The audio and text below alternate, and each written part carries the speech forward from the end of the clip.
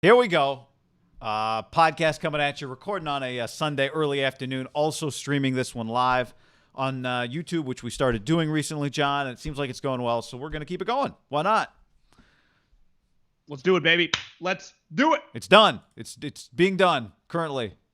And we'll get to some YouTube. The beauty of this is you get the YouTube comments, so you can react to the if you're just listening to this podcast per normal, just know that we're always on the Haber Middlecoff YouTube page.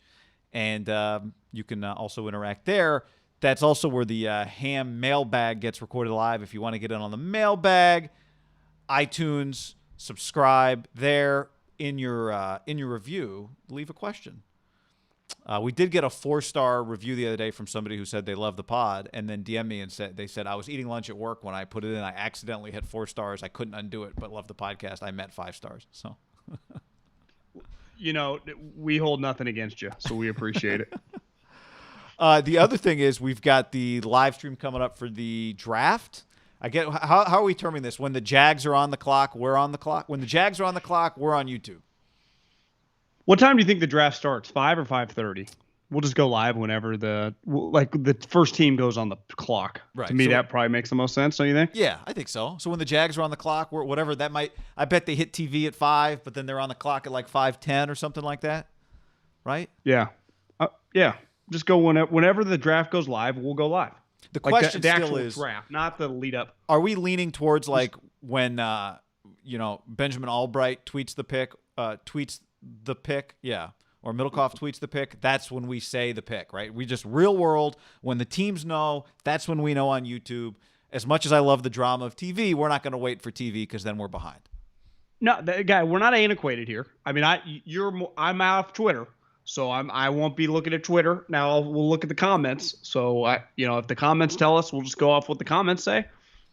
I will You're not off Twitter have on your phone. Yeah, but I don't go to it. It doesn't do much for me anymore.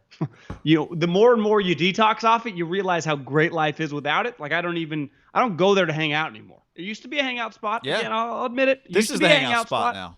100. I don't need it. So if the fans want to pump, we'll listen to what everyone's saying. But I won't be living and dying with Twitter. Yeah, but the plan. But so you're saying that if all the commenters agreed not to break, no one checks their phone for when the story breaks, we would go off TV? I had never, the old school media, really, I felt freaked out about that type of stuff. Like, the market is the market. The supply demand. If you give me the term and if it ends up in an area, you don't have to talk about old school media. I'll tell you this. I like the TV show of finding out, like, in the moment. Like, I think that's fun. But I also... Like I can't live like that because then you're just in the dark for 10 minutes. Yeah, there's no in the dark. I just won't be actively necessarily searching it, but I know that you might or that's the people what I'm saying is we have to make a decision. Either we're looking for it, we want it to know when we know, or we're trying to hold off until TV tells us. That's what to me, you can't be in the modern day operation and avoid it. Exactly. Like, so that means that's the point. It's like we've got to be just all in. If you want to have your Twitter account up, I think you should. Twitter or somebody telling us, or like someone will text us, and I'm not turning my phone over. So when we know, we know. Well, I also have access to the people in draft rooms that have the way when Woj or Schefter tweets out the breaking news is because when I turn in my card, the draft room is ahead of the broadcast. So people sit in this room and see the name. So I can get the name real time. So if we have to break it, we'll break it, assuming my guy will text me back. Yeah. So that's what we'll do. That's the plan. Yeah. By the way, should we tell people before we dive into a few things today? You should go on a Twitter detox, guy. It's. But it doesn't make. Like I've been. You went like. I feel like it doesn't make you as angry. No, here's what happened, right? You were like a Twitter alcoholic, and now you've gone, or like a Twitter smoker. You were like 30 packs a day. No, 100%. And now you've gone cold turkey. Whereas I would say probably 2016, I just got down to a pack a day. Yeah. And so I'm more in the middle. But I'm not talking my own tweets. I'm talking the consumption. No, totally. Yeah, is that what you mean too? Yeah, well, no, I guess you're right. Like I probably consumed it a lot. I think I did dial it back a little bit. You felt you dialed it back the last 3 or 4 years of just looking at it? Definitely 2016, like late 2016, I started just not Just dialing it back a little bit. Yeah. Yeah. See, I think I doubled down because late 2016, Trump and you just end up following on Twitter, basically a large percentage of sports media people. That's why I got on Twitter for my news in this industry. And it's not a fun place. It's a miserable, and then it's what it's become. I am jealous. I really am, because I can't dip my toes in. And it just messes with my mood. And I got several text messages from just people all over the country. So they did the same thing, because I had mentioned on 3 and Out. I was like, I got off Twitter. It's sad to say, but I feel like I'm a happier person now. And I swear to God, like 7 people either DM'd or texted me like, "Hey man, did the same thing." It's fucking awesome. Was what's her name? One of them? Who's the model who's like married Chrissy to John Teigen. Legend? I think she Chrissy got Teigen. back on. Oh, she's back on. Okay. Yeah. Look, ladies and gentlemen, we have a new sponsor. We'll tell you more about it later. WineAccess.com/ham. This week, once the weekday, then the link will be live, and you can get 20% off. Very, very, very, very. We talked to the company last week. High quality stuff, something for everybody. We should pop a bottle on draft night, John, when the Niners select Mac Jones, and enjoy ourselves. WineAccess.com/ham. Kicking off. Big new sponsors, can't wait. WineAccess.com/ 20% off. 20% off. Yep. Yeah. That's what it'll be, and it's just they have satisfaction guaranteed. I mean, I've already had a couple bottles. Satisfaction's been guaranteed, so I haven't had to hit them with a refund, and you won't have to either, because if all the sommeliers don't like it, if it's not unanimous, unlike the Niners draft room, it has to be unanimous for them to make a pick on wine. This is not Shanahan operation. No, it's not. This is not Belichick. It's not Belichick. It doesn't care what you say. This is not. Yeah, just name it. Group project. This is a group. That's right. So we're all in on it, and we can't wait. So we'll tell you more about it later in the podcast. By the way, we also want to. I think we should be a part of the media, John. We got to clear Aaron Donald's name. I don't know about you. No one's ever falsely accused me of kicking their ass. I wish somebody would falsely accuse me of Haberman gave me these 16 stitches, broke my arm, made it so I can't see out of my right eye. So I do think, as people, we talked about the fact, like Bruce Campbell. Apparently, everyone's getting falsely accused of being in fights.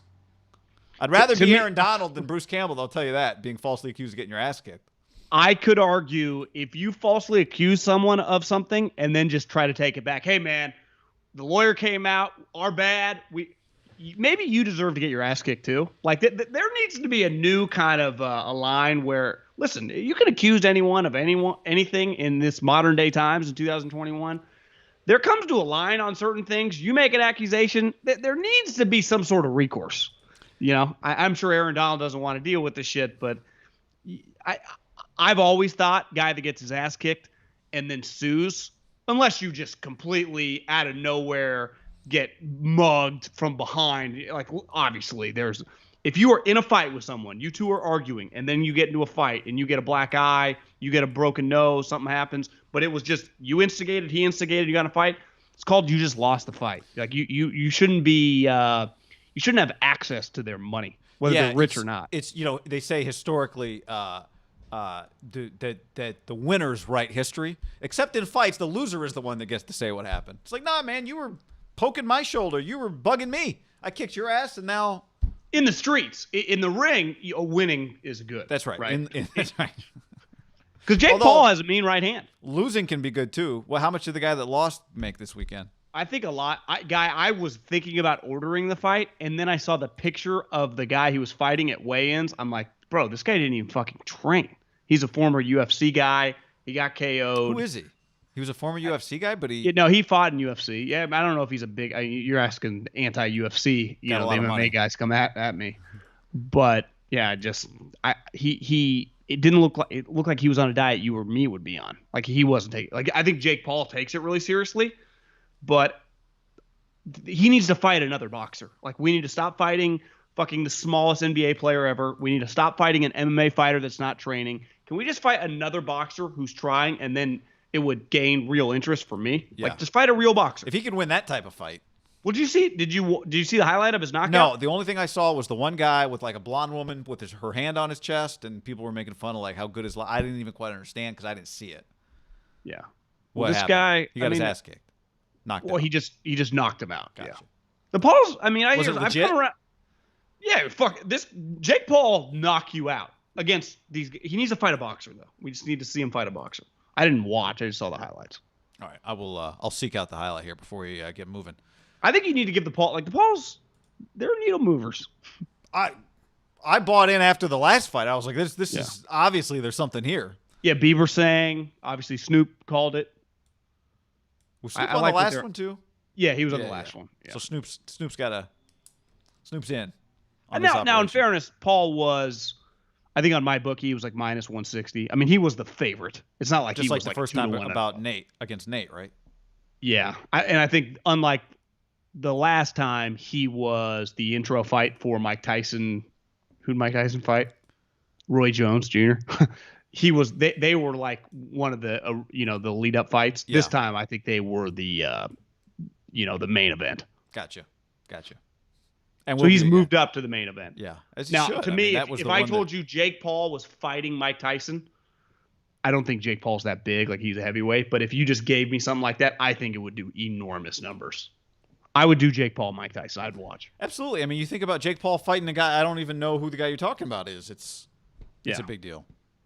Because he has that MMA community behind him. Right? To Like me, you. you get Mike Tyson. You in the MMA community. Yeah.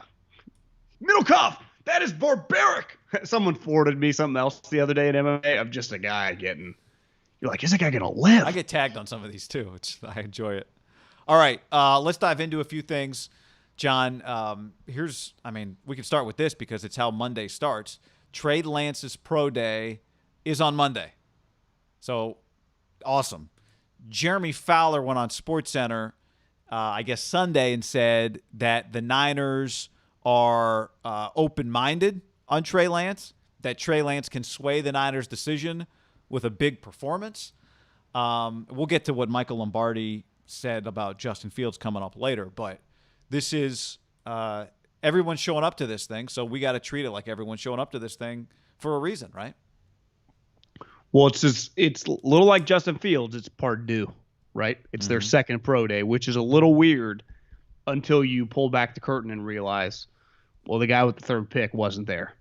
And Kyle said it the moment they made the trade. He said a big reason I haven't gone to pro days historically is because it tipped people off. And when I worked in the NFL, one job you had, I was thinking about this actually earlier today when we were trying to figure out, like, were the Niners represented at his first pro day? They were.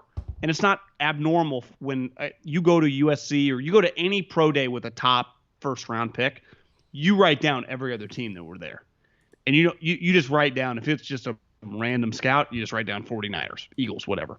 But you write down the name if it's an executive or a coach, right? And this is in normal times, you could send as many people as you want. So it's like, well, their DB coach was here, their wide receiver coach was here, and their offensive coordinator was here. And that's part of the information you send back. This year it's a little different, right, with the 3 people. But I think at this point in time, and Kyle, this is what to me he was alluding to, we ain't hiding anything.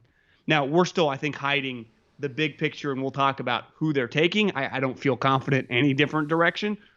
But they're not hiding, like, if they were still at 12 and they were still trying to work, their way up into the top 5, who knows how they would have approached this. I think that's where it allowed them, would you agree, to kind of, let their hair down a little bit and just say, fuck it, let's do what we want to do, go to where we want to go, and let the chips fall where they may. Yeah, you could argue that there wouldn't have been a second Justin Fields pro day. There wouldn't have been a second Trey Lance pro day if it weren't for the 49ers. I think that's a fair assumption to make. Now, maybe would Belichick have said, I want to see Justin Fields also, and I was at the Mac Jones. But it does feel like, maybe I'm crazy because we're just in the middle of this. This one specifically feels a little like they're doing this on purpose. The Yeah. Fields one, you're right. Maybe, who knows? But this one, guy, the drafts in. But again, the Fields one, John, the 2 teams. Days.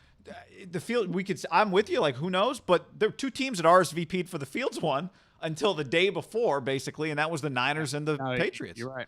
Yeah, so right. it does feel like Kyle is driving a lot of this, and why not? I mean, if you're Justin Fields or Trey Lance, he's got the 3rd pick. You want to play for him, so you do whatever you got to do. And other teams go, well, if we're going to do it, we might as well show up again, right? Well, just put it in normal people conversation. If you were a 23-year-old trying to get a job at Google, and you interviewed with middle management at Google, and it like went pretty well, and you're like, oh, I'm doing good. And then like a month later, you've spent a lot of time on that interview. The interview went well. A decision maker at Google was like, hey, man, the VP of Google, he's worth about $1 billion, wants to sit down with you. Could you do the interview again? Would you say no? Of course you'd fucking do it again. Like, it is pretty – because I've thought – I don't remember multiple pro days happening really ever. Now, private workouts happen, and maybe that's a way to justify it, where it's like – not that the player or agent would push back. They want their guy to go 3, right? Because typically the private workouts, now you would turn them down. Like if you were Trey Lance, it's a little NBA style. You wouldn't do private workouts for random teams in the 20s. You'd be like, yeah, we don't think you can get up here. We're not going to waste our time. But or you would have done it. Remember the story was the Sacramento Kings had trouble getting people to work out for them because people didn't want to play for them. To me, you would have done it with the Niners at 12, like they would have probably wanted to put all these guys through a private workout. But that's where I think Kyle back to what his original premise, like everyone would have been like, God, they've worked out all 5 quarterbacks. Right. Woo, woo, woo, woo. One job I had my first year in the NFL was to work with the pro scouting department and our college director. And I was in charge of the team needs boards. Now it's all digital, but like what are their needs going into the draft, and who have they isolated during the draft that we think they're going to head toward? Like that, a huge part of this, if you're these other teams, is putting the puzzle together, right? I heard, who's the guy we were talking about the other day? Mark Ross, who used to be, I think he worked for the Eagles. He was saying, like, we always used to put together the team needs. You'd have like 5 needs, and then they would draft something that wasn't any of their needs. We'd be like, what the hell did we spend all that time for? I know. I'm sure you saw your hard work get wasted many times. Because this would be my pushback to Kyle. It's like, I think you think everyone's going to take it black and white, and they kind of do, but I don't actually think it signals that much, right? Yeah, with quarterbacks, it probably does more than like if I had told you the Niners just worked out every offensive lineman. Yeah, maybe they just like doing that, right? They just like the information in their hopper when these guys become available, trades. That's a Belichick thing. He works out a lot of people. Yeah, I think the key would be, right, you either see everybody or you see none of them, but you can't pick a couple. But again, that's part of maybe you are picking a couple. Michael Lombardi, after the first Trey Lance pro day, after the Niners had made the move up to 3, said that he thought, and we'll get to his comments on Fields later, but said that he thought the fact that Kyle wasn't at the Trey Lance pro day was an indication that Kyle didn't want Trey Lance. I thought it was an indication that he did want him at the time. Now, who knows, right? Yeah. But I think your point is like you could read it both either way. Here's what we know. Like this. They've gone out of their way now to spend time around all 3 guys that are in their little crew, right? They started with Mac Jones, and then they've worked their way through the other 2. And like Mac Jones, I know my buddy that does Alabama was like, I think you're reading too much into the second pro day. It was more because of the amount of draftable players they have. I'm like, well, that's true, but my pushback would be Mac worked out in both of them. Right. So it's one thing to have multiple pro days. So like first half's the defense, the second one's for the offense, but Mac had both 2 pro days. Yeah. If Kyle Shanahan and Bill Belichick aren't at the second pro day, is he there doing everything? You could argue, are all 3 pro days, have they been driven by the Niners? I feel like a lot of the NFL right now is centered on them because they took the big swing. They're the big, it feels like, I would argue, and I've said this, if I'm them, the draft starts at 2 because no matter what I've been told, until the Jets make their pick, I don't know. I think they feel pretty comfortable, though. It does feel like the league feels very comfortable with that selection. I think you're right. It does. Right now, the draft starts, it feels like there was a little Trevor Lawrence backpedal. Did you see that over the last, 48 hours? You mean related to the quotes? He came out and said he thought his quotes were misrepresented, and he's all in football guy. It means everything to him. Yeah, he backpedaled. And in fairness to him, it wasn't totally all his quotes, but I think clearly the agent's like, we can't have people thinking you're not a football grinder. Right. Although you could argue, if you don't want to go to Jacksonville. Well, he does, though. He's a Southern guy. Dabo's best friends with Urban. Just bad for the brand. What if I told you Trevor Lawrence was available for the Niners? Would you think twice because of his comments? If he was available at 3? Yeah. I would not think twice. I'd be like, great. Yeah, would you think that'd be a pretty big story if Trevor Lawrence was falling and they took Mac Jones over Trevor Lawrence? Belichick ends up with Trevor Lawrence at 7. If I did told you that Mac Jones was their pick, but for whatever reason, Urban goes Justin Fields, they go Zach Wilson at 2. Could Kyle ever live that down? Like on draft night, would people be freaking out? If 3 teams passed on Trevor Lawrence? No. I'm just saying that for the Niners in a vacuum, the first 2 do, because let's say the whole time Urban was in love with Justin Fields. He got his guy. They were going to take Zach. They had Zach Wilson, Chris Sims style over Trevor Lawrence. So Zach Wilson goes there. The only way you live that down is if it turns out 3 teams. We thought this guy was the number 1 pick for 3 years, and then 3 teams passed on him. He must have the biggest behind-the-scenes red flags in the history of red flags. Yeah, but I think this is the so Trey Lance is going to work out. We'll get to see him Monday. We'll watch the videos. We'll probably talk about it. It's a pretty unique. Like Fields had been in 2 Big Ten title games. This guy's played 1 football game in 2 years, and I don't know, John. If you were people going to his games in 2019? Like watching him? Yeah, I mean, not watching him. I mean, he was a redshirt freshman. You wouldn't even have thought twice. And he wasn't for North Dakota State, he was a big recruit, but I don't think people were like, hey, we got our next Carson Wentz. Let's go watch You don't this even guy. think like that until I watched this draft special. It was cool because the things that I didn't know that until you educated me on that he turned down Minnesota. His dreams were go to Minnesota. So they had this draft special where basically the entire draft special, you and I could have produced it. The whole thing was about the 5 quarterbacks. Every segment was a deep dive into the 5 quarterbacks. It might have actually been the 4 that didn't spend that much time on Lawrence. And the thing with Trey Lance was wanted to go to Minnesota. And his mom was like, the night they told us that they weren't going to recruit him as a quarterback was a rough night in our house. And he stayed true. Goes to North Dakota State.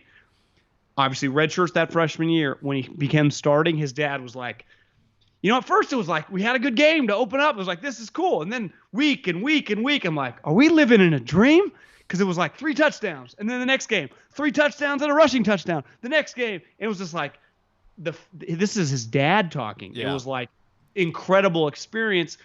Storybook, they win the national championship, but like you didn't even realize what you were living until you were like week 10, you look back, you're like, this is insane.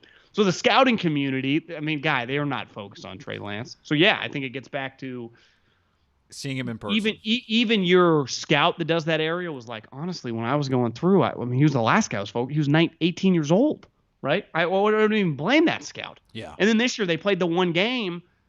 I don't think you could put much stock into that. No, that's his only interception. Yeah, and here's the other part, right? Like the story is that he's going to be doing some of the stuff Kyle wants to see. That's the other element. Is one of the cooler stories, just his story, and now that clearly he's going to get drafted relatively high in recent memory. Also, when you factor in Corona and his season getting canceled, right? Yep. He's so much different than all these other guys because that division didn't happen, right? They're FCS football. Cal Poly, UC Davis, these teams are playing right now. I know. Is North Dakota State playing right now? I'm sure they are, right? It's a great question. Yeah, I mean they got to be. But yeah, they lost the quarterback, John. The next guy. No, I know. Some pro probably. So, yeah. I'm excited to see this one just because we don't get to see this guy a lot, and obviously, they're taking the time to do the stuff the Niners want to see. That doesn't mean nothing. Yeah. Should we tell people about Wine Access right now? Yeah. All right. Here's the deal, people. WineAccess.com/ham. Link goes live this week. So weekday, you can go to WineAccess.com/ham. Go support. New sponsor on the podcast. We spent some time talking to the company last week. Very impressive. Get you 20% off.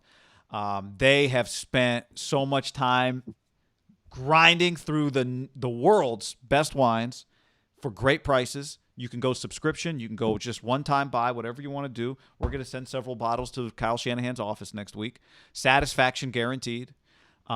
They've got a team of sommeliers and experts, and if everybody doesn't approve the wine, it doesn't get through. So you're not going to end up with a bottle you don't love. But if you do, like I said, satisfaction guarantee. They'll credit you a bottle you don't like. No questions asked. WineAccess.com/ham, 20% off. Here's the thing. Like, obviously, like for me, I'm not a wino, but like when you drink the right wine with the right meal, it's incredible. It's game changer. Like certain wines with fish, certain wines with steak, certain wines with whatever you're eating. If you just don't want to just drink to kind of get drunk, it pairs it with foods. So it sends you all this information. So you just go to wineaccess.com. You can like you said, the clubs, the Discovery Club for $150 what is it, $120? 150 Six bucks. bottles. Oh, it's 150 $120. bucks, Yep. 6 bottles. 120. 120. 120, 6 bottles. Or you can do the Connoisseurs Club, 120 for 2 bottles, right? A little bit of a higher end bottle. How do you beat it? Well, wineaccess.com/ham. Wineaccess.com/ham. Go support our friends. Go support us. And go get your drink on. Dude, yeah, this is like John said. Don't be intimidated by your inexperience. You just dive in. They give you great information. They taste over 20,000 bottles a year. Only Great. 1 in 18 bottles, John, gets approved by the Wine Access Think team. about this guy. Presence. You know, something happens. Someone has a baby. Send them some Wine Access. If something happens to a parent, something good. Send them some Wine Access. It's a great little gift. It's fantastic. Can't beat it. I've been taking bottles all over town. Me too. All right, we appreciate them on the pod, and like John said, it's an awesome product. So we are definitely customers as well as spokespeople now. Yeah, whether they wanted us to be or not. Partners, absolutely. Okay, so there's another element to this Trey Lance thing, right? Which is how does he affect either Jimmy Garoppolo's value as a trade? Well, he affects Jimmy Garoppolo's value whether he's on the Niners or whether he's on another team. So how does what people think of Trey affect the way they or the 49ers look at Jimmy Garoppolo? Because we've talked about this, like you've said, and I would agree with you, as people that thought, and I still think Jimmy won't be on the team. If the pick is Trey Lance, based on things that Mel Kiper has said to us in the past about the developmental level of Lance versus some of the other guys who may be more ready to play, maybe the door is a little open on Garoppolo hanging around and being the quarterback until he's ready. Well, I've been adamant that I didn't believe when they said that Jimmy was – I believe when they called Jimmy after the trade, but the way they described, you're still in our plan, you're still going to be our starting quarterback. And then the Mac Jones hype happened. Like, in no world can you sit Mac Jones behind Jimmy Garoppolo. Like, he has to start. I believe the same thing with Justin Fields. 5-star guy, multiple-year starter at Ohio State. There ain't a soul. You're consumer. Now, Kyle, in a weird way, doesn't really answer to the consumer. He answers to Jed. But, like, there's no – Justin Fields has to play right away. Trey Lance, little bit different story. Even though I'm not a believer in not playing guys. I'm adamantly opposed to that philosophy. I think it's antiquated, outdated. The game's changed. I do think this guy's a unique entity. Like we've talked about his story. Like he doesn't have much in common with these other guys.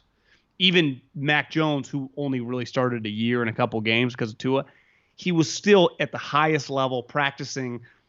When he was the backup, what does that mean? He's running scout team, I don't know, against Alabama's defense every day. Obviously, Justin Fields has played right away.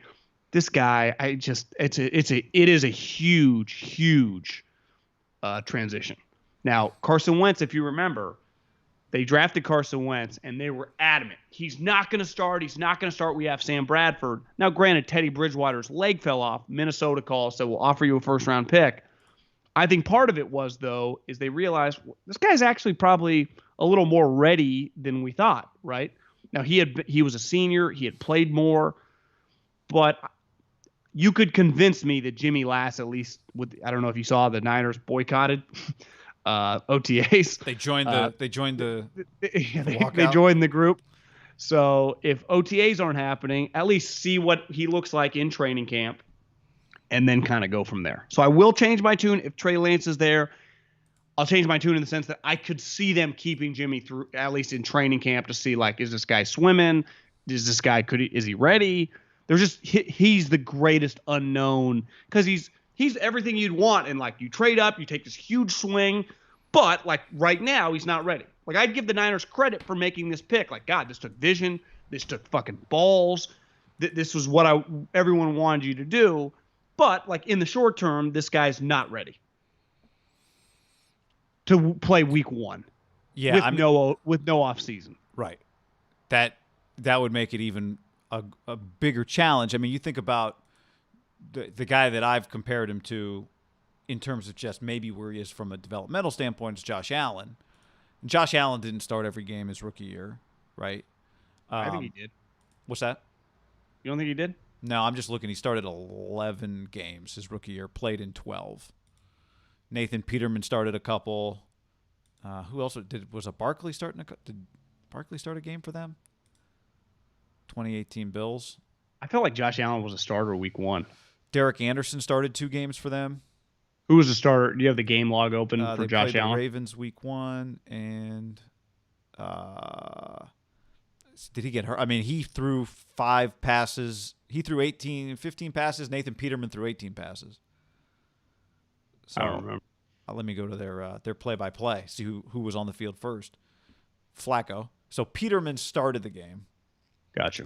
But again, Josh Allen had played way more in college. This is my point: is Josh Allen played a lot, and now you could go back and go, they should have started in week 1, right? I'm not saying that the way they did it was some proof that that's the way you got to do it, but I guess my point is, Josh Allen statistically, as a guy who had played a lot more, he was 53%, 10 touchdowns, 12 picks. Like, if you think you're a team that can go to the NFC Championship game, if you think you're a Super Bowl contender, which is what they're acting like in every other aspect, right?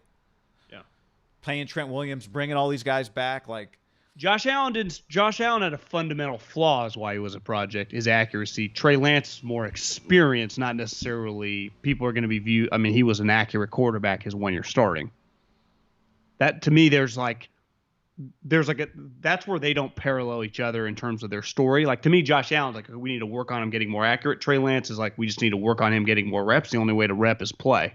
Like, they thought Josh Allen, I think the mindset was behind Josh Allen, like he just needed time to get his accuracy. That's where I think the Kaepernick stuff, the same thing with Kaepernick, try to get him. That's not really going to be this guy's deal. Now, I have heard people think his release a little loopy, so I don't know if they think they need to break down some release stuff, like work on like quote unquote golf swing type deal, which could take some time. That's what John Beck is for, John.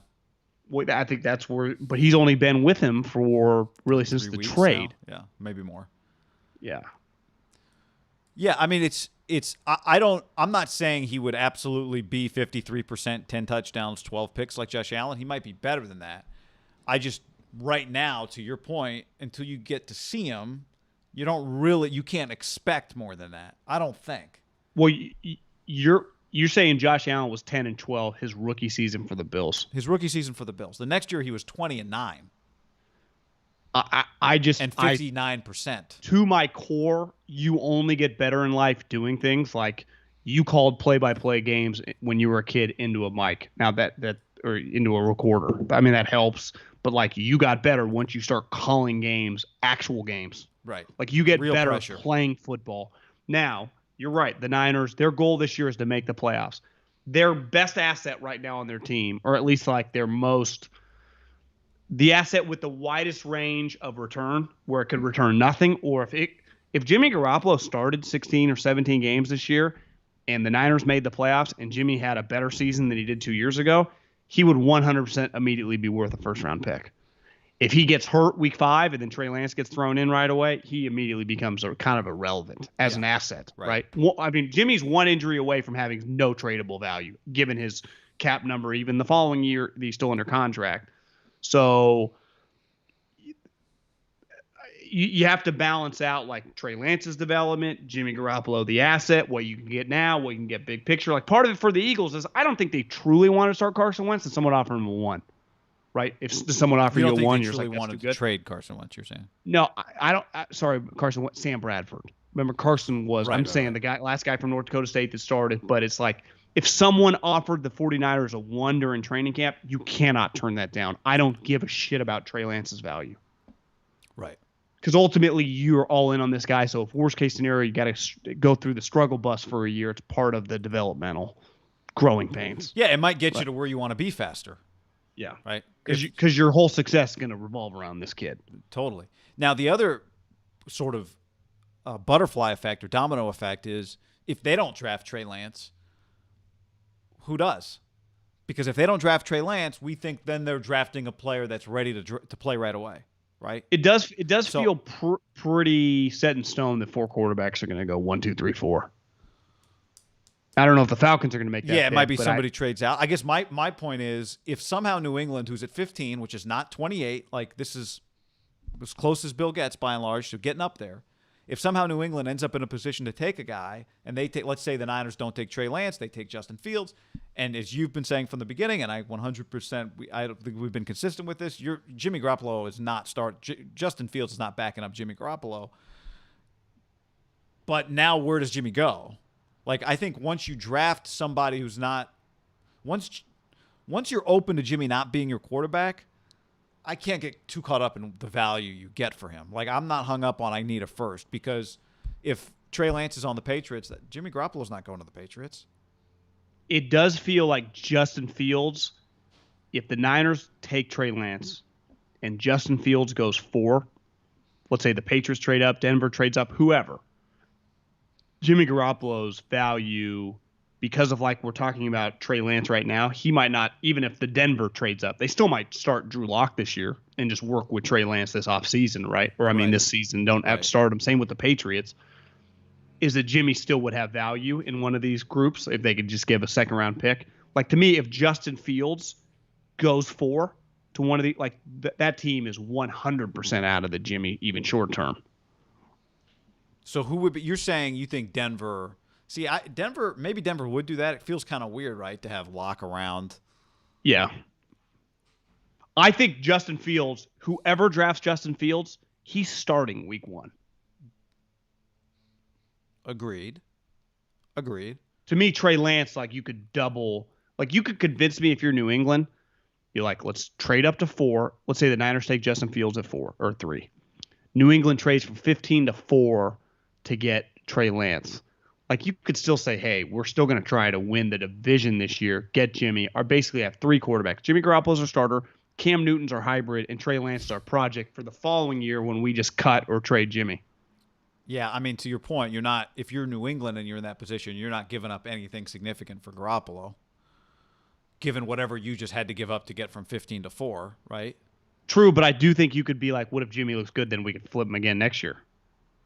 Yeah, you probably could. You know, I mean, that's because he's under contract for a couple years. Because I just think Bill, like, it would be just, they just had the worst quarterback room in the league. Now all of a sudden you're like, we got Jimmy, we got this big time project, and we got Cam. Cam's cheap. Right? Yeah. Cam's your backup if Jimmy gets hurt. Trey's your project. If he's ready early, then he plays earlier. I think that specific example works the most for New England just because it's all plug and play with Jimmy. It might get a little more complicated other teams. Yeah, I mean, like, another team that it might work for is if you go, we're drafting Trey Lance at 9, Denver. We don't want Drew Lock to be the guy leading the quarterback room for Trey Lance. Like, we don't want – that's just a weird situation. So we'll move on from Lock and we'll add Jimmy for not much. The problem is, like, what would it cost New England 15 to 4? 15, next year's 1, and like a 3? Feels good. It cost the Niners 3 1s and a 3. I mean, if you're Atlanta, are you going from 4 to 15 is a long way to go if you're Atlanta. Yeah, it's a lot. So it might cost them another the 1 and their 2 next year. 2. So maybe it's not realistic to do the Jimmy thing too. But I do think Bill probably feels like my team's pretty ready right now. I just need to get my quarterback situation right. Yeah, I mean, also, what if Trey Lance doesn't go in the top 5? I just have a hard time seeing that the way he's being talked about. His I agree, high end. but I don't know how else. If you're New England, then do you get a quarterback unless you're willing to go? Unless Mac Jones is there at 7, and that's where you go get one thing I read is, like, could the Niners be trying to pump up Mac Jones's value to get another team to really, like, feel in love with him to, like, dictate, help him out with Jimmy, right? Trade Jimmy to one of those teams that doesn't get him. So the Niners pump up Mac so that somebody wait, run that one by me again? Yeah, it doesn't even make sense when I talked it out. Just pump up Mac to try to get a team to take him. Pump up Mac to get somebody. Oh, so then it's like to try to take him before New England or whatever, and then have New England be a spot, or even Denver. So that Jimmy goes somewhere else. No, that Jimmy can still go to one of those teams because another team takes him up. So you're saying this is just the Jimmy Garoppolo nightmare scenarios. Jimmy gets out of San Francisco only to walk in and find himself standing next to the guy that he thought the Niners were going to take. No. I like get other teams to try to get Mac Jones ahead of, like, Denver and New England, so those teams are still desperate for Jimmy. Okay, you know what? So that's, you poison the water so then you can walk around town selling water. Those are the games being played right now.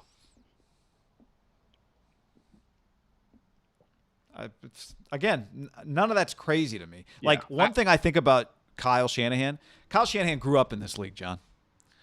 Grew up in this league. Like, I don't know if there's anybody as comfortable at his age. Just if we just said the NFL is the quad on campus. Kyle Shanahan's the freshman whose older brother just graduated, was the coolest guy on campus, and he got to hang out with all the seniors. Kyle Shanahan does not walk around campus his freshman year like a freshman. He's walking around like the ins and outs of the NFL, the pressures of it all. I don't intimidate him at all. Like, he feels like he's walking around home.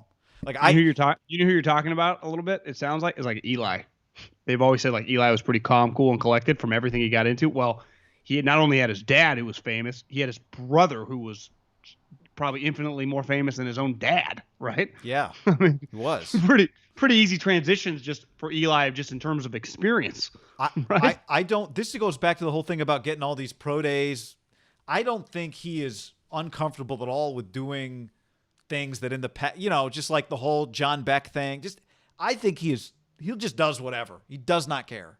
And I don't think I'm not saying he's, doing anything subversive, but, and again, I think Mike, like you've talked about it, we've talked about it, the Mike getting practice tape Shanahan. One thing Lombardi, he consistently says, I don't know if you've noticed this, Lombardi always talks about the Shanahans. Yeah. Like, Lombardi is talking about the Shanahans. Well, he believes that Mike Shanahan, you could probably consider him as much as the GM as John Lynch. That his in terms of matters Kyle relies on him to do scouting. Which if I told you, Guy, that every game they play, Mike has studied the opponent the previous week and give Kyle like a basic breakdown of some things he sees offensively to exploit offensively, would you believe it? I would believe it. And part of that goes back to the conversation we had with Adam Schefter, that when the Niners hired Chip Kelly, it was, at the time, Schefter reported it was between Chip and Mike Shanahan. Yeah. So Mike did not go into retirement and then become just like Gardner. Yeah. People like Mike Shanahan don't like retirement. And just because you're retired doesn't mean you're too old to be able to contribute anything, right? And if you had access to Mike Shanahan, wouldn't you ask him what he thinks? Yes. So, all right. Speaking of Fields and Michael Lombardi, the YouTube comments are already started the day by talking about Lombardi's takes.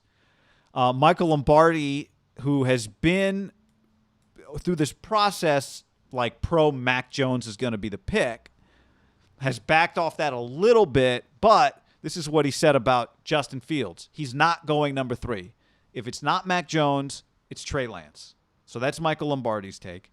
Like going back, and I went back and just looked at some of Lombardi's older takes on this subject. Middlecoff, he said initially he thought it was going to be Mac Jones. Several weeks ago, he said, I talked to 2 head coaches. They say it's going to be Mac Jones. Part of that was that his logic partly was that Kyle was not at Trey Lance's first pro day. So I think maybe that's kind of changed. Perhaps that's one of the things that has changed this. But Justin Fields is not the pick at 3, says Michael Lombardi. Well, Hayden Middlecoff, at least I believed or was convinced within probably 2 weeks ago, Trey Lance was going to be the pick at 3. Yeah. And then we just talked it out more. The pro day happens. Joel Klatt comes on our podcast. I'm like, I actually think it's going to be Justin Fields. But this is where scouting, like once you have the feel in your gut, you got to write it down. You got to stick with it. A lot of teams in the fall, they lock your grade. So when you say a guy's a second-round pick or when you say the guy's a high-end starter, you can't change that around pro days. You can add another report, but your original report's in there. And I think it's hard. You get influenced. You know why? Because we're humans and we all get influenced by shit. You can't say insulated to like, I didn't hear the talk. Well, unless you like, it's hard not to hear the talk. So I kind of got influenced by thinking it. But now maybe it hasn't been Justin Fields the whole time. If they take Trey Lance at 3, I will believe to my core, and maybe they'll admit this after, when they made the pick, they had done the research on the guys. Mike Shanahan had also probably done the research. And they had come to consensus. They loved Trey Lance at 3, and they knew he wouldn't sniff getting there at 12. And they didn't want to risk being able to get up to 6, 7, and he was going to be there. But that would show, like, that would be pretty nuts, right? If it's not Mac Jones and it's Trey Lance and they pass on Justin Fields, that their evaluation back in February when they did their projects, right? When they got everyone together, everyone independently went, and Kyle ultimately felt comfortable telling John and Parag to go make a powerful trade to get up so we can go get Trey Lance. That'd be a crazy story. Like I think that would be one of the craziest lead up to all their acquisitions in the history of the Kyle Shanahan, John Lynch tenure. That would be the biggest moment. That would be insane. I'm not saying in a bad or good way. That would just be crazy, wouldn't it? It would not be viewed as crazy as if they draft Mac, but it actually is, right? Because Mac is like this. It's about what we think Mac is going to be versus what we think Trey is going to be. But in terms of what we know they are and what they have done right now, it's you could argue it takes more foresight. Now, maybe the counter would be, no, it doesn't. Just look at the guy. Like, forget about college production. Who cares about Heisman voting? Like, just watch this guy. He didn't throw an interception. He played at North Dakota State. They produce pros. Look at his body. Look how much football he's really played. Look how much they ask him to do in the offense. Look how much Niner stuff he runs. Like, it's not that crazy of a projection. No. This is how you talk yourself into Trey Lance. We've had these conversations. There's no talking yourself into. Lewis Riddick and DJ they've both gone on record saying they would take Trey Lance over Justin Fields. Those guys worked in the league. But my point is there is so much here that makes it easy to connect Trey Lance as the pick for the 49ers. Here's one question. We can go back and forth on this. Not the reality doesn't necessarily.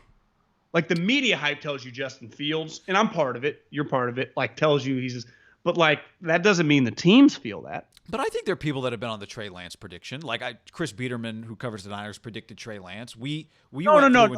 Well, my point is the reason that I'd say it's universal if you just ask a random fan, like, I want Justin Fields. It's because of the hype machine that is the draft lead up to the hype machine. And the program he plays at. How much you've seen him. He's a high-end prospect. Yeah. It's the I was talking to Gottlieb last week. It's the NCAA tournament impact on. It's much easier to tell your owner at pick 4 to the dude that just took his team to the Final Four than it is the Euro guy, right? Yeah. Also, you look at his number. I just think if you didn't hear anything from anybody and I just said, watch some Justin Fields, look at his numbers, you'd go, oh my God, like this is pretty impressive. Well, if I just put 2 elite prospects, let's just say they're equals as elite prospects. Who are the ones the fans going to know? The dude at Ohio State or the guy that plays D1AA, right? I mean, it's just a no-brainer. If they had if I told you Trey Lance had played at Oklahoma and Justin Fields was just Justin Fields, maybe it was like it could be completely flipped. Be like, I fucking love Trey Lance. I watched him take down Oklahoma State. I remember watching the Red River, and he put Tom Herman on the streets. Like, we would have so much more information. Not a soul, including me and you, who consume more football than probably 99% of people, even definitely college football, never saw him play a live snap. And we're in the 1%. Imagine just the casual guy who can just say, well, at least I saw Justin Fields play those 2 playoff games, right? That's powerful. Yeah, and I've been hearing about him for 2 years. It's irrelevant to the teams. So here's the other thing about whether or not they knew it was Lance. You could argue, well, they didn't know. Once they knew it was real, that's when John Beck started working with them.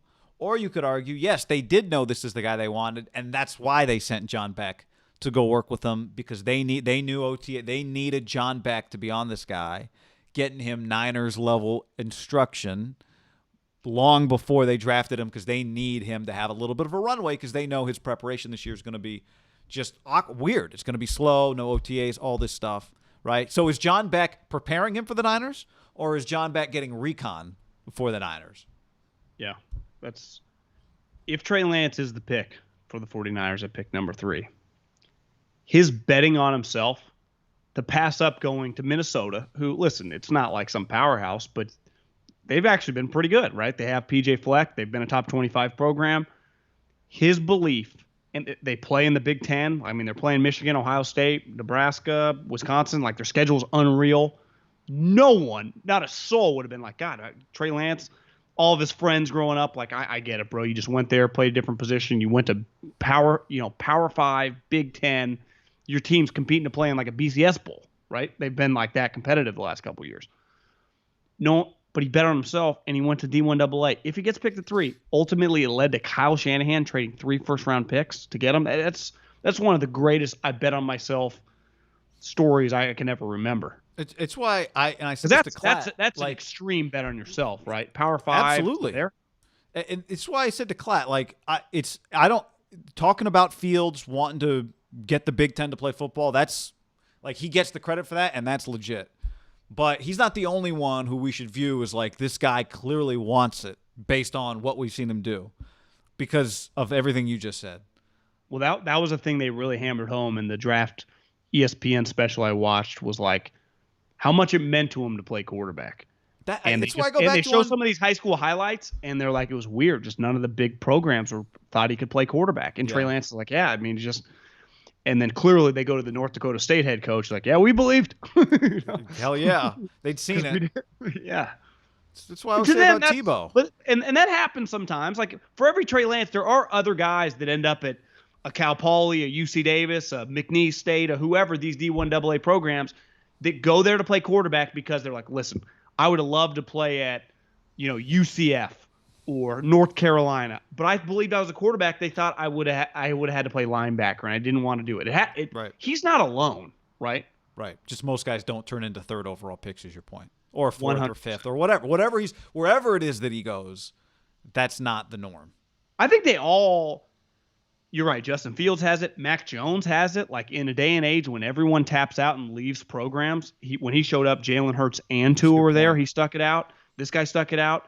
That's where I think Trevor Lawrence's comments, why he had to walk it back. Like someone DM'd me the other day. I'm like, I think this quarterback class, like I think these guys, the teams feel pretty good about all these guys' intangibles. Like you're not going to start play me. Like I'll go to Ohio State and be a starting quarterback. Like I'm not transferring because if I'm at Alabama, easily I could transfer to like minimums, the Fresno States, the UCFs to be their quarterback, right?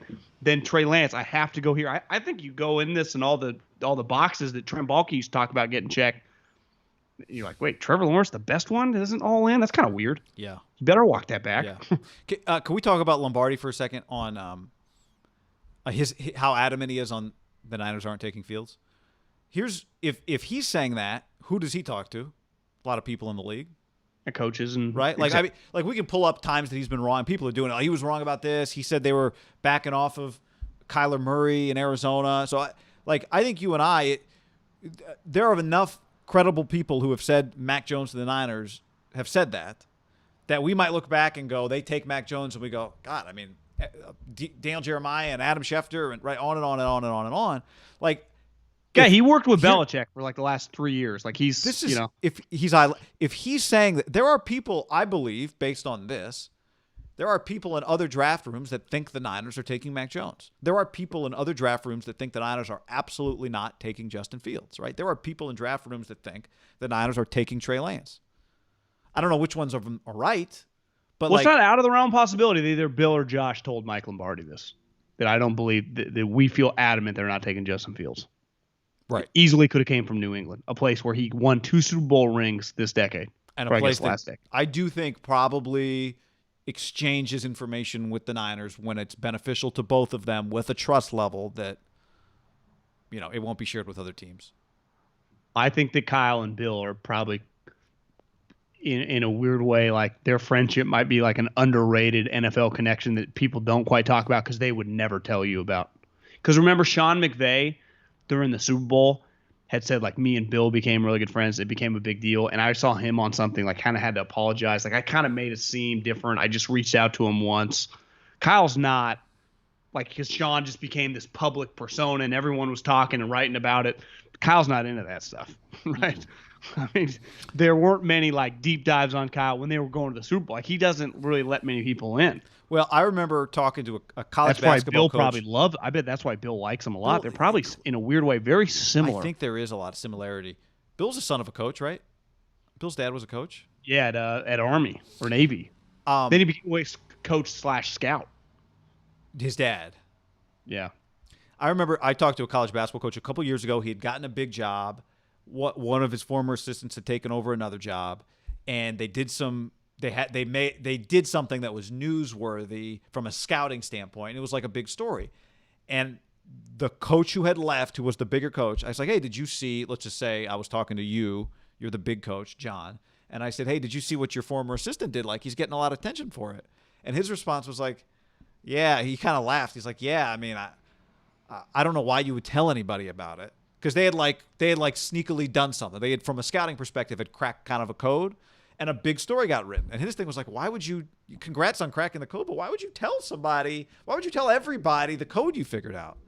And I think Kyle is kind of in that same vein. Like, the beauty with him is, from his standpoint, and this is where it helps him, other coaches who aren't Shanahan might need some help from the media getting their name out there. Kyle never had to. Kyle never needed anybody's help to get his name out there. He never had to call up the beat writer and say, hey, man, let's talk about some of the stuff I did. I'll give you some quotes off the record. You can make me look good. Like, he never had to do any of that stuff. He's never – and Bill doesn't like playing the game. And this goes back to what I was saying about Kyle and just being around Mike and being around the whole machine. Kyle's never had to play that game. He's never had to. No. And I'm sure coaches – he does not need the media. And coaches who've been grinding for 30 years and think that should have been their shot are probably pissed about it. Yeah. But he hasn't had to. That's just – it's been one – ultimately it all works because he's a good football coach, but he hasn't had to play that game. Yeah. I mean, do you think Hugh Jackson is the same? Has Hugh signed on with Eddie George yet? No? No. By the way, okay, let's just establish this. We'll end this conversation, this part of this conversation. I can say pretty comfortably right now, I think whatever they do on draft night will feel big. None of these three things at this point, I can't be shocked by anything they do at this point. As of April 18th recording this, who are you leaning toward? So I was Trey Lance, and then we talked to Klatt. It was Fields. Lance feels kind of crazy, but I'm leaning Lance on April 18th. How about you? Yeah, I would lean with my original prediction, Lance. Yeah. Okay. All right. We're leaning Lance. That's what Lombardi said. Okay. A few other things. Let's get to some YouTube comments since we're streaming live right now, and we appreciate all you guys and gals and whoever you are. Thank you for hanging out with us. So I've been just what did I just do? Hold on a second. I got to say this. Yeah. I watched a decent amount of both the Dodger-Padre games this weekend.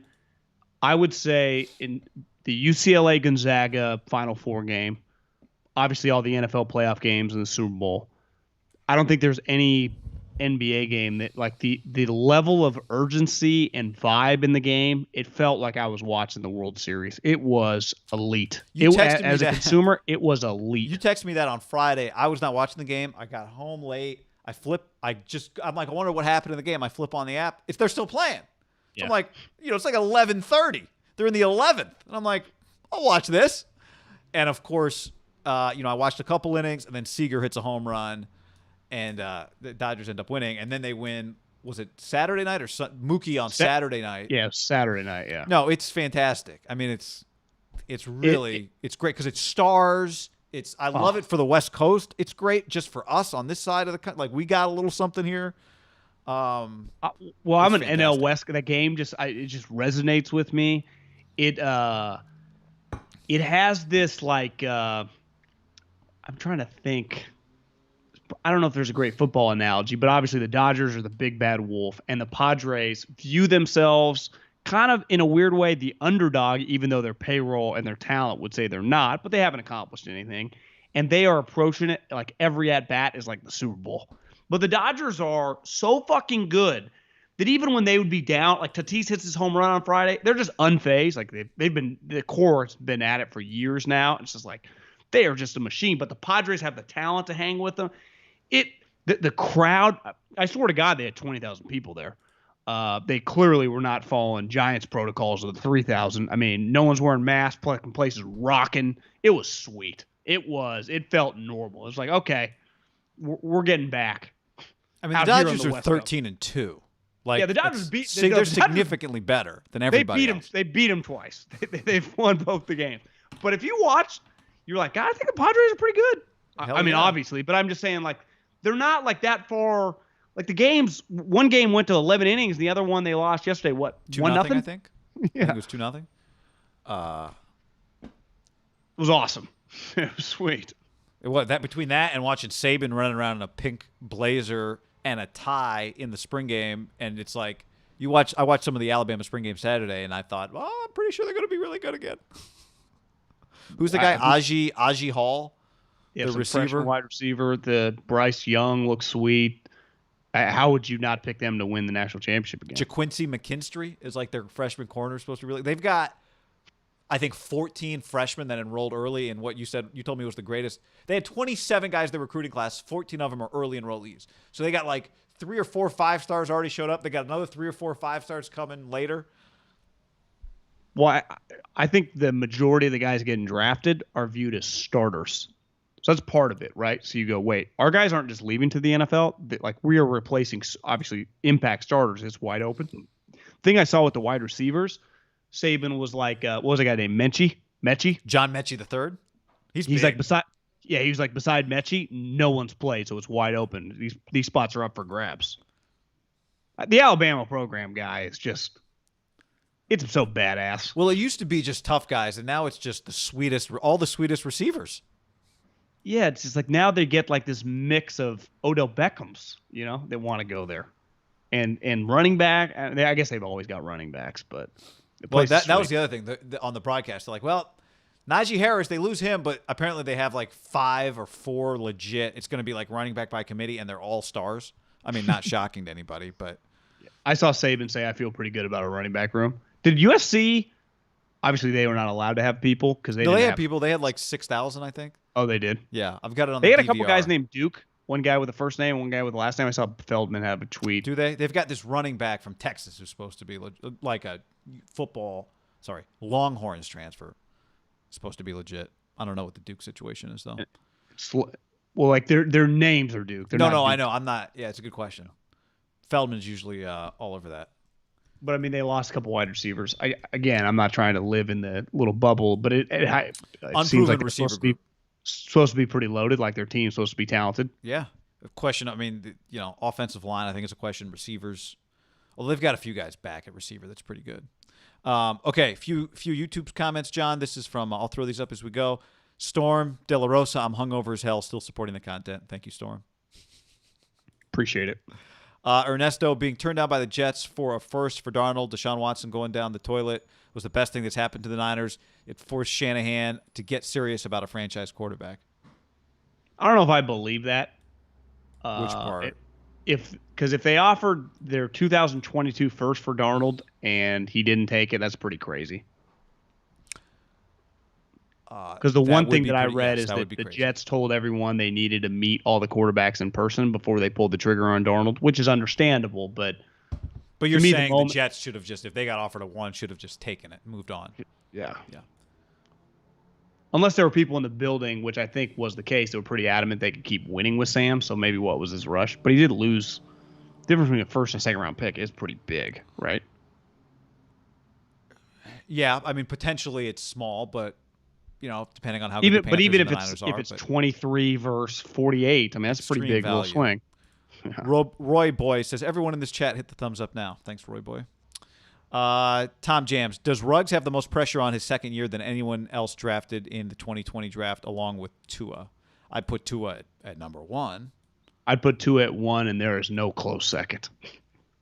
I mean, I think the gap, like, Ruggs just has to be good, but Tua is a lead NFL conversation, like the first in September. Like, what's this guy look like, right? Especially if Herbert just keeps playing well. And I think Tua is one of the bigger conversations. Just the SEC, his name, his fame. I don't think anyone's in his stratosphere. Also, it doesn't. If he's great, then nothing else matters. If he's really, really good and a franchise quarterback, nothing else matters. But if it's after the year, he was good sometimes, he wasn't good sometimes, we're still figuring it out, and the guy the Niners drafted looks great, right? And you had the chance to do the Kyler Murray, Josh Rosen thing that can go on forever. True.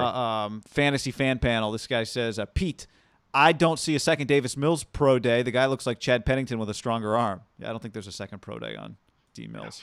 But someone's got to ask you to do it again. But here's what I would say. Chad Pennington with a stronger arm is just, we got to find another comp. Like, the thing with Chad Pennington was his arm wasn't very strong. It'd be like, he's like Greg Maddux, but he throws 100. Well, then you just got to find a guy that throws 100. He's like Shaq, but he's 6'3". Anthony, Anthony in the comments, Lance reminds me of Kaepernick. Cap was not very good. I think, Anthony, you're not alone. I don't like that comp. I think Lance is more touch as a thrower. but I know you said there are people that do think that. Do you remember, I think it was like a Thursday night game back in the day when only one Thursday night college game was on TV and it felt like they were way bigger. You're talking two guys, Fresno State had the Friday night game and felt like a really big deal and the entire country was watching. We might have been wrong. But when Byron Leftwich breaks his ankle and they carry him down the field, remember that one? Yeah. And the two offensive linemen. To every huddle. Oh my God, what a moment. That's got to be one of the greatest mid-major visuals in the history of television, right? Byron and Leftwich one of the greatest put it whatever the GM said or the scout, whatever they wrote when they all watched that tape. Put it on. Show the clip. Right. Remember who drafted him? Del Rio. Makes a lot of sense. Q Crew says, would it be weird if you found out? Would it be weird if you found out guy was 6'5"? Yeah, it'd be. God, I wish. Would 6'5" be that cool? You think? No, I think like Steph's height is the ideal height. What's Steph, like 6'3"? Yeah, man, 6'5". It's not many tall, skinny guys. They do pretty well. No doubt. I just think about even the exit rows. Like to me, if the exit row's not big enough for you, who wrote the joke that the 6'5" guy walks into a bar and just says, "I'm here for the sex." Yeah. That was the joke. Was that? That was a great joke. I don't remember who wrote that joke, but it's a fantastic joke. The skills. The skills that kills 69. I had Taco Bell last night, boys. Destroyed my toilet. Thank you. I did not need to know that. When was your last TB experience? Probably once this year, and it was terrible. Did you see they asked Gronk what percentage chance Edelman comes back? Yeah, I think he was joking around. Well, yeah. Did you see what he said? He said 69%. Yeah. Did you ever watch the Edelman video of him sitting there at Foxborough? I watched some of it. It was very long, but I'm very pro Edelman. Yeah. Alex said, "Let's grow Croatians." 22nd most popular sports podcast. Well, it's hard, for the Jewish community when you lose just staple champion. Like he was a big deal. He took a lot of pride in it. Sure. He was always outspoken when people, anytime any sort of athlete tried to go a little anti-Semitic, he was the guy leading the chart. Remember Deshaun? He told him he'd take him over to Israel Deshaun, or whatever. No, what's the guy from the Heat? Myers Leonard. Oh, didn't he reach out immediately to him? He did. He's just maybe that would be his role. For people that aren't quite versed in. Edelman's like, hey, we'll go over there with you. Do you think Deshaun ever did anything? Probably not. But I don't know. I didn't see a follow up on that trip. How about the fact that we found out we were 22nd on the Apple podcast list for sports podcast in Croatia? How'd you find that out? I got an email from somebody trying to sell us tracking software for our listenership. Gotcha. In Croatia? And it was just like, congratulations. Our records show you're 22nd in Croatia. What are the other 21 podcasts in Croatia? I got a great DM from somebody that said it was like, stay at it. Hungary is next. In Hungry Turkey? Yeah, it'd be very on brand. Bosnia, Herzegovina, all of them. So thank you. James asks, do you think not going 3? So this is to the Michael Lombardi report. Do you think not going 3 was more about the third spot or to the Niners? I mean, I think that's the Niners, right? Those are one and the same right now. Could you repeat that? He's just asking, is there a reason that he said not going 3 and used the number and not is there some secret reason he didn't say 49ers? Is he going to allude to something else? I think you can never rule anything out with the way they wheel and deal, and that's where it would be in their best interest to keep everything hush hush mum, right? Because they've traded back one spot before. What if Atlanta was absolutely in love with Justin Fields and you could trade from 3 to 4 and get an extra third round pick? Yeah. I'd have to think deeper on this how it would work, but it's happened before. Said someone's Gustavo Coward is 23 in Croatia, so we got him beat. Well, he said the thing about if you wear the Croatian flag hat backwards, and that I think he was at 10 and fell a little bit locally. There's some. I've always been a believer. Because my dad was adamant wear your hat forward. I do think bald people get different rules. If I want to wear my hat backward, it's just I'm allowed to, in no judgment zone. Why would you get a different rule on that subject? On just hat backwards because maybe I haven't shaved my head and like you can't have a cul-de-sac. It's a terrible But why look. couldn't you go forward then? Oh, because Well, I'm just in saying, the back like, it would look funky. Yeah, well, I'm just saying like it doesn't. Sometimes I just wear it to just cover my scalp, right? Yeah, I mean, there's something to that. I will. I Like, think. did you wake up with that hair, or did you put a little product in there? No, I put some products in here today. Again, for the last year, I've tried to shave every day and tried to just do my hair every day just to try and Yeah. I do believe this. I think. Can I pull one of these out? Yeah. So I think this hat backwards, fine, whatever. I think hat too low. I think this guy. I think that's worse than hat backwards. Like I think you're hiding from the world. I think maybe it's a confidence issue. I don't know. Maybe there's a style choice, but I do judge hat too low over hat backwards guy. Adam Gase, 1,000%. I think. And what do I think he would be known? He would be known as pretty socially awkward. Just, same as like take your sunglasses off inside. Like just let's, there's some respect level. You walk up, you start talking, just have some respect. Well, my thing was the sunglasses inside is I just want to be like, how the fuck do you see me? I couldn't be that cool. I don't. But are they really that? Yeah, I don't know. YouTube commenter says once you shave your head, you no longer give a fuck. It's freedom. Yeah, it's true. Time for lunch. Joseph, just put on a yarmulke, Middlecoff. You are half honorary. I agree. So. All right, everybody. Big stuff coming. Yeah, just YouTube page. We appreciate it. Subscribe, all that. We'll keep you all in the loop.